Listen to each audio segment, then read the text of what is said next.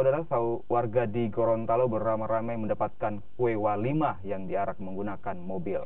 Nah, saudara, kue khas ini hanya bisa didapatkan saat memperingati Maulid Nabi Muhammad Shallallahu Alaihi Wasallam.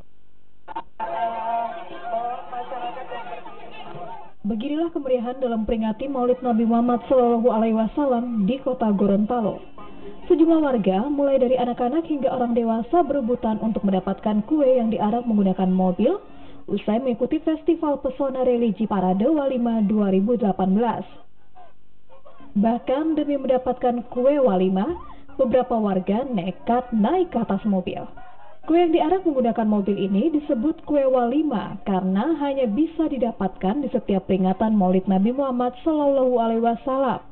Kemeriahan Festival Pesona Religi Parade Walimah tak hanya memperingati Maulid Nabi Muhammad, namun juga memiliki tujuan untuk menghibur masyarakat. Walimah-walimah yang biasa dibawa ke masjid, sebelum dibawa ke sana, kita arak keliling jalan. Ini adalah contoh-contoh walimah yang dibawa ke masjid. Sebenarnya di masjid juga sudah ada, tapi kita tampilkan walimah jenis-jenis kue yang dibawa ke masjid-masjid untuk disuguhkan kepada para pelantun zikir atau pedikili yang ada di masjid-masjid itu, seperti itu.